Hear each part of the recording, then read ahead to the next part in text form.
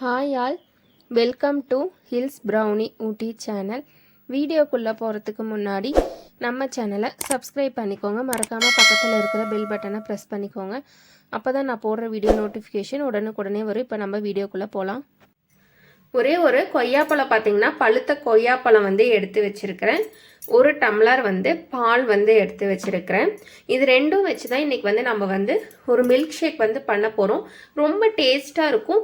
Wait லாஸில் இருக்கவங்களுக்கெல்லாம் பார்த்தீங்கன்னா இனிப்பு ஒருத்தங்க சாப்பிடுவாங்க, ஒருத்தங்க சாப்பிடாம இருப்பாங்க. அந்த டைமில் நம்மக்கிட்ட வீட்டில் பல வகைகள் ஆப்பிள், ஆரஞ்சு, மாதுளை, கொய்யா இது மாதிரி என்னென்ன வீட்டில் பல வகைகள்லாம் இருக்குதோ அந்த பல வகைகள் வச்சு நீங்கள் இந்த மாதிரி மில்க் ஷேக் போடலாம்.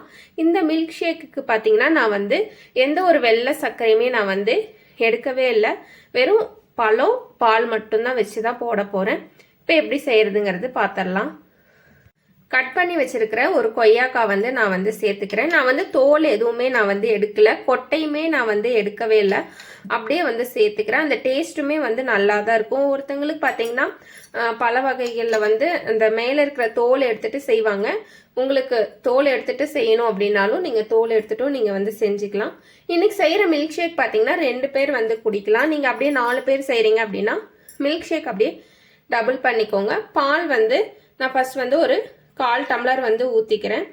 பால் நம்மளுக்கு அரைக்கும் போது தேவைப்பட்டதுன்னா நீங்கள் ஊற்றி அரைச்சிக்கோங்க.